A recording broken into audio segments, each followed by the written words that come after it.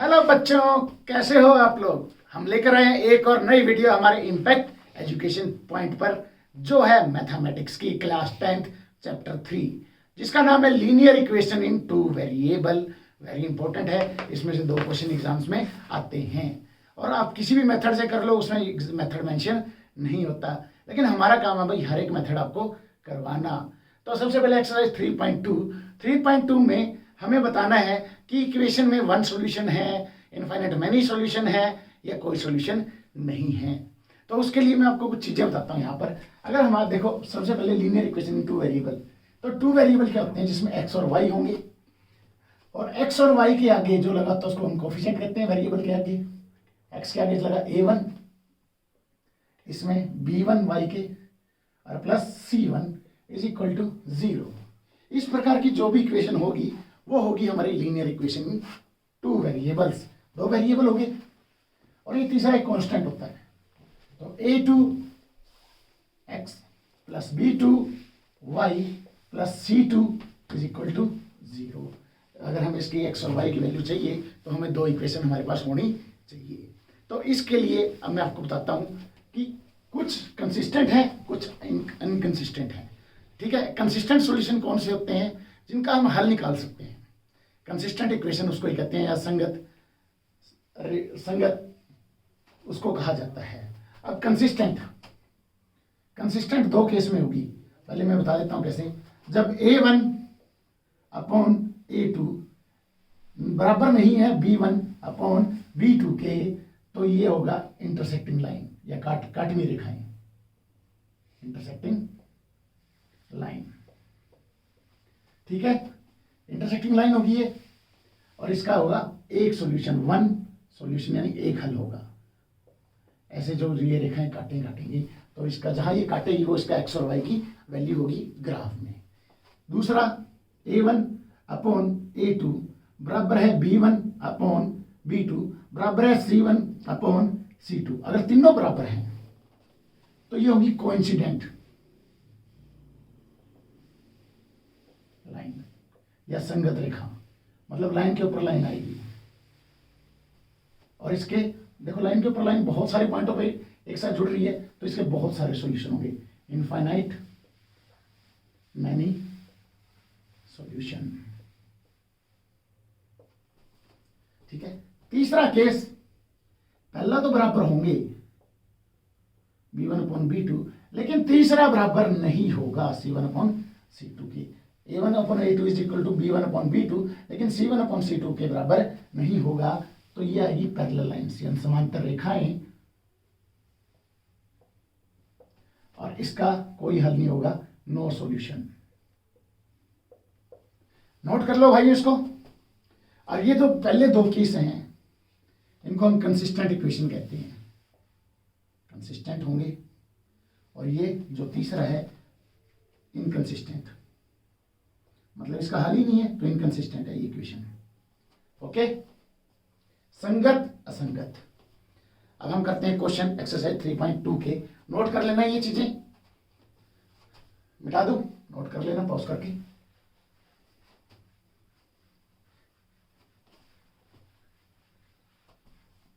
Exercise 3.2 का पहला question कहता है, पहले क्वेश्चन के 2 पार्ट हैं और इसको हमें सोल्व करना है ग्राफिकली। देखो, मैंने पिछली एक्सरसाइज 3.1 में ग्राफ आपको बनाने बताए थे, कैसे बनाते हैं एक्स और वाई कोऑर्डिनेट्स में। ठीक है, वही इसमें यूज करना है। तो इसमें कहता है पहले क्वेश्चन में कि हमारे पास क्लास 10वीं के टोटल 10 बच्चे हैं जिन्होंने मैथ के क्विज में हिस्सा लिया। ठीक है, उसमें कुछ लड़कियां हैं, कुछ लड़के हैं। बनाओ equation. Let number of girls x, let number of boys y। ठीक है, फिर अकॉर्डिंग टू क्वेश्चन 2 इक्वेशन बनानी है। पहला कहते हैं दोनों क्या है, 10 हैं, मतलब टोटल बच्चे कितने हैं, 10, उसमें लड़के भी और लड़कियां भी। तो x प्लस वाई होगी 10। ठीक है, और फिर दूसरी इक्वेशन में कहता है, ये इक्वेशन नंबर 1 होगी। सेकेंड इक्वेशन कहती है कि हाँ, लड़कियां लड़कों से 4 ज्यादा हैं। ठीक है, तो x is equal to y plus 4, ये हमारी बन गई दूसरी इक्वेशन। मतलब लड़कियां लड़कों से 4 ज्यादा हैं। ओके, इन इक्वेशंस को ऐसे बनाना है, करो बस। इसको ग्राफिकली सॉल्व करना है तो हमें एक्स और वाई की दो वैल्यू चाहिए, कर लेते हैं। एक्स प्लस वाई बराबर है 10,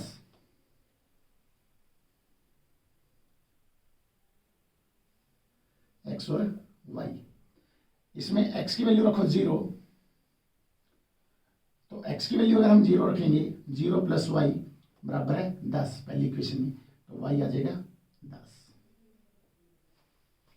ठीक है, और एक्स की वैल्यू रखो, वाई की वैल्यू रखो 0, वाई की वैल्यू रख दो 0, तो एक्स प्लस 0 बराबर है 10, तो एक्स आ जाएगा 10।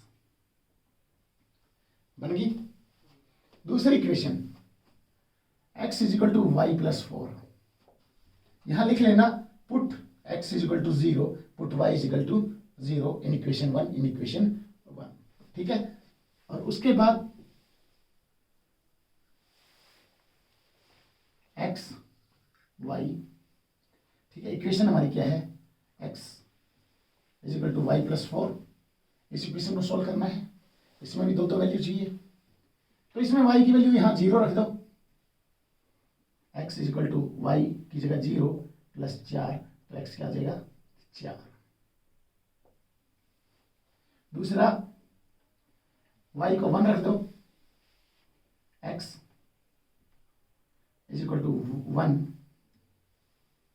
प्लस 4, यानी x आ जाएगा 5। दोनों की इक्वेशन सोल्व होगी, तो इसका बना लो ग्राफ। ग्राफ बनाना है दोनों पॉजिटिव में, तो पॉजिटिव वाले को ज्यादा बड़ा रखो, ये x और ये y, 10-10 पार्ट, 2 3 4 5 6 7 8 9 10, 1 2 3 4 5 6 7 8 9 10, 1 2 3 4 5 6 7 8 9 10, और ये 0 0 होता है ओरिजिन। ठीक है, 1 2 3 4 5 6 7 8 9 10 बन गया। अब x की पहली इक्वेशन की देखो, x की वैल्यू 0, y की वैल्यू 10, तो x y एक्सिस पे 0 होता है, मैंने बताया था, तो यहां रखो 0 और 10। दूसरा y की वैल्यू 0, x 10, और y 0 होता है x एक्सिस पे, तो ये हो गया 10 एंड 0। इस लाइन को कर दो ज्वाइन। ठीक है, ये इक्वेशन कौन सी है, x प्लस वाई बराबर है 10। ठीक है, दूसरा क्या कहता है, x की y की वैल्यू 0, x की 4, ये हो गया 0, नहीं ये पॉइंट होगा, y की वैल्यू 0, x की 4, यानी 4 0। पहले x की वैल्यू रखनी है, फिर y की, पॉइंट को मेंशन करते हुए। x की वैल्यू 5, y की वैल्यू 1, तो यहां आ जाएगी,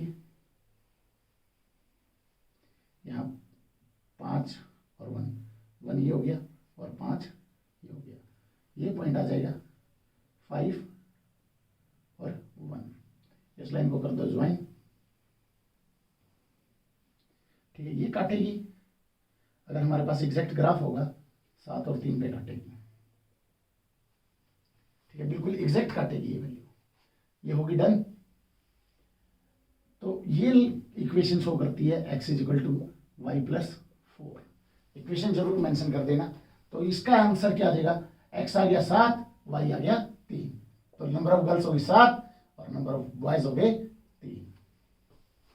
ठीक है, इस प्रकार से इन क्वेश्चंस को सॉल्व करना है with the help of graphs. Note कर लो, कर लिया होगा नोट, या पॉज करके कर लेना। चलो, उसके बाद सेकंड क्वेश्चन। सेकंड क्वेश्चन कहता है 5 पेंसिल और 7 पेन लिए उसने 50 रुपए के, और 7 पेंसिल और 5 पेन लिए उसने 40 रुपए की। ठीक है, तो इसमें पेन और पेंसिल की कॉस्ट पता करनी है। तो लेट दूसरे क्वेश्चन का, पहले पार्ट का, let the cost of pencil cost of pen y, ठीक है। और 80 क्यूब अकॉर्डिंग टू क्वेश्चन या प्रश्न अनुसार क्या कहता है, 5 pencil 5x plus 7y is equal to 50 रुपये। दूसरी इक्वेशन क्या कहती है, पहली होगी। दूसरी इक्वेशन कहती है 7 pencil 5 pen, 7x plus 5y is equal to 40 रुपये, ठीक है।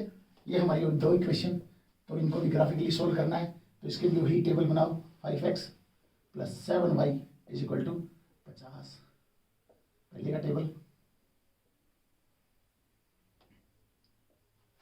ठीक है।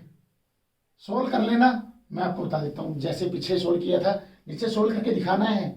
तो इसमें इस हिसाब से वैल्यू रखना, अगर हम x की वैल्यू 0 रखते हैं तो ये 0 हो जाएगा, तो 50/7 हो जाएगा, लेकिन it is not divisible by 7, तो पॉइंटों में आंसर आएगा। तो यहां इस हिसाब से वैल्यू रखना कि ये डिविजिबल बाय 7 हो। तो x की वैल्यू यहां क्या रखे, x की वैल्यू अगर हम यहां देखो 3 रखे,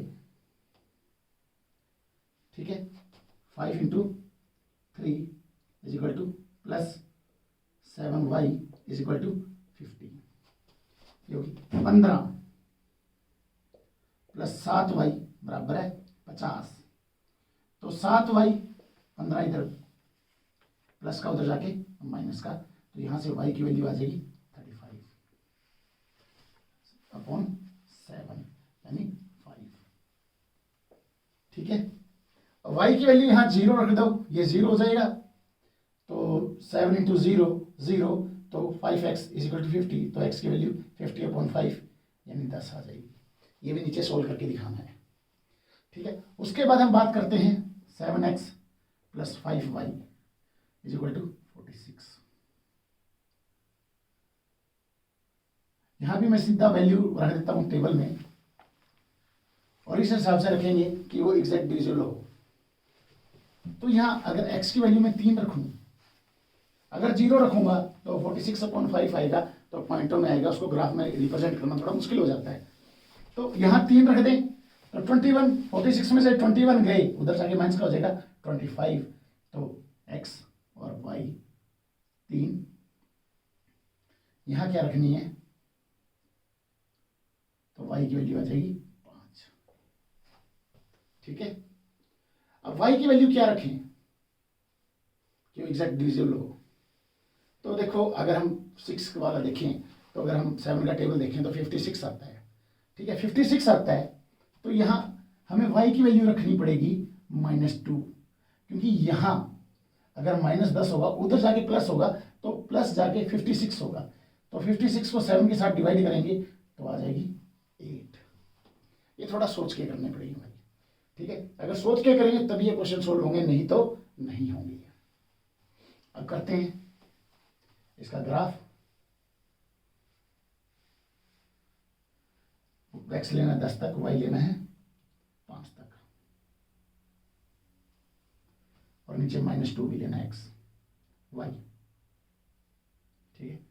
x y ये हो जाएगा -y, ये -x, ठीक है। बना लो 1 2 3 4 5 6 7 8 9 10, 1 2 3 4 5 6 7 8 9 10, 1 2 3 4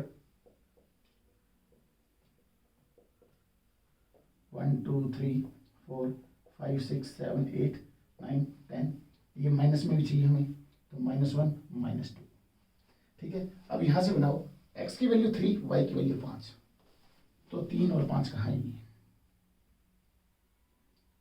यहां पे, ठीक है, यहाँ पे नहीं, यहाँ पे आएगी, तो ये पॉइंट हो गया 3 और 5, ठीक है। तो उसके बाद y की वैल्यू 0, x की वैल्यू 10, ये हो गया 10 और 0, ठीक है। इस लाइन को कर दो ज्वाइन, तो ये इक्वेशन कौन सी थी, 5x प्लस 7y बराबर है 50।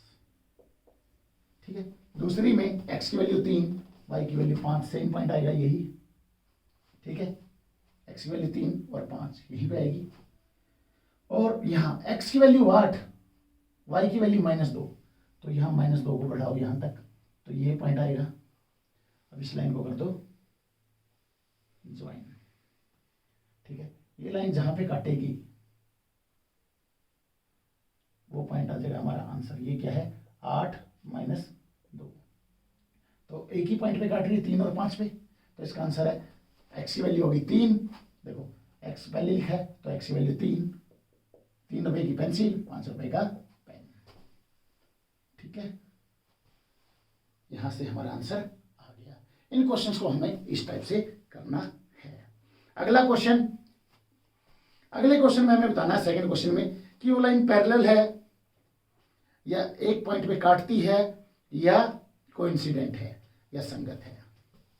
ठीक है, उस क्वेश्चन में हमें करना क्या है, सिर्फ सेकंड क्वेश्चन में a1/a2, b1/b2, c1/c2 निकालना है और ज्यादा टाइम लगाना भाई।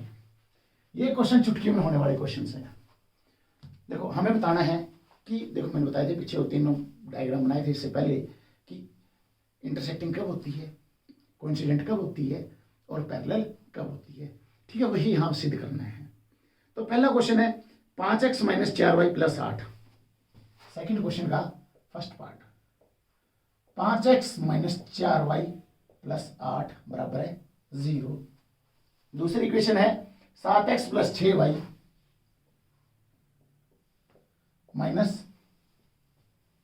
9 बराबर है 0।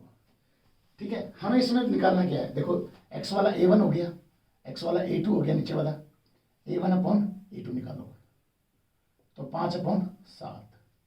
फिर हमें b1/b2 निकालना है, जो आ जाएगा -4/6। ठीक है, इसको 2 के साथ काटेंगे तो ये -2/3 बच जाएगा, 2 2 जा 4, 2 3 जा 6। ठीक है, क्या ये इक्वल है, देखो ये 5/7 है, ये 2/3 है, माइनस का वो भी नो, a1/a2 इक्वल नहीं है b1/b2 के। जब ये इक्वल नहीं होते तो मैंने क्या कहा था, वो कौन सी रेखा होती है, intersecting at A point, intersecting at A point, यानी वन सॉल्यूशन होगा, वन सॉल्यूशन भी होगा। ये भी लिखना लिख दो, बस यही चीज पूछी है तो यही लिखो। ठीक है, एक पॉइंट पे काटती है, इंटरसेक्टिंग लाइंस है वो। सेकंड क्वेश्चन नोट कर लेना। सेकंड क्वेश्चन कहता है 9x + 3y + 12 = 0। इसी का फर्स्ट का सेकंड क्वेश्चन का सेकंड पार्ट, 9x + 3y + 12 बराबर है 0। 18x + 6y + 24 बराबर है 0। ठीक है, तो यहां हमें लेना a1/a2, a1 9/18। देखो 9 के पहाड़े पे आता है, 9 के टेबल पे 9 पे कट जाएगा 1 2, 1/2 आ जाएगा। फिर हमें निकालना है b1/b2, तो 3/6, ये भी 3 पे कट जाता है, 1 2, 1/2 आ जाएगा। फिर हमें निकालना है c1/c2, 12/24। ठीक है, ये c1 c2 है, तो इसको काटो 12 पे, 1/2, ये भी 1/2 आ जाएगा। अब ये तीनों बराबर हैं, जब तीनों बराबर हैं तो ये कोइंसिडेंट लाइन है। ठीक है, यानी कोइंसिडेंट है, एक संगत रेखा है। ठीक है, a1/a2 बराबर है b1/b2 बराबर है c1/c2, तो ये कौन सी लाइन हो जाएगी, कोइंसिडेंट या संगत रेखा। ओके, इसके इनफाइनाइट मैनी सॉल्यूशन बहुत सारे हल होंगे। थर्ड क्वेश्चन इसी का, 6x - 3y + 10। नोट कर लेना भाई, थोड़ा रिवर्स करके, 6x - 3y प्लस 10 बराबर है 0। उसके बाद आता है 2x माइनस वाई प्लस 9 बराबर है 0। इसमें भी वही निकालना है, a1 अपॉन a2, तो 6 अपॉन 2, 3/2 पे हट जाएगा, 3 1 3 अपॉन 1। फिर हमें निकालना है b1 अपॉन b2, जो क्या है -3 -1। अगर इसके आगे कुछ नहीं लिख रखा y के आगे तो 1 होगा, तो साइन साथ में लेना है, माइनस के साथ माइनस कट गया, ये भी 3 अपॉन 1 आ गया। फिर हमें निकालना है c1 अपॉन c2, जो हमारा 10 अपॉन 9 होगा। इसमें देखो पहले तो बराबर है a1 अपॉन a2 बराबर है b1 अपॉन b2, लेकिन c1 अपॉन c2 बराबर नहीं है। देखो ये पहले दोनों बराबर है, ये बराबर नहीं है, तो ये कौन सी लाइन होगी? ये पैरेलल लाइंस होगी या समांतर रेखाएं होगी, ठीक है। और इसका नो सॉल्यूशन होगा, इसका कोई हल नहीं होगा। देखो भाइयों, वीडियो बन जाएगी ज़्यादा लेंथी अगर मैं यहाँ हर एक क्वेश्चन इस एक्सरसाइज के करवाने लगा। हर रोज वीडियो आएंगी रेगुलर बेसिस पे, तो भाइयों धीरे धीरे हम इस चैप्टर को भी कंप्लीट कर देंगे। अगर भाइयों आपको हमारा पढ़ाने का तरीका पसंद आया हो तो प्लीज़ वीडियो को लाइक किया करो। और भाइयों लाइक और कमेंट से हमें मिलता है मोटिवेशन, और कुछ नहीं मिलता। भाइयों लाइक और कमेंट किया करो यार, मोटिवेट किया करो, नहीं तो बंदा डीमोटिवेट हो जाता है। यार मैं वीडियो डालता हूँ, वीडियो कोई देखता नहीं है, ना कोई कमेंट करता है, ना कोई वीडियो को लाइक करता है। कोई भी बंदा हो यार, वो डीमोटिवेट हो जाता है। अगर आपको हमारा पढ़ाने का तरीका पसंद आया तो प्लीज़ चैनल को अपने दोस्तों के साथ शेयर करें ज़्यादा से ज़्यादा, ताकि उनको भी 10th क्लास में और 9th क्लास में फ़ायदा हो जाए। Thank you, see you, take care.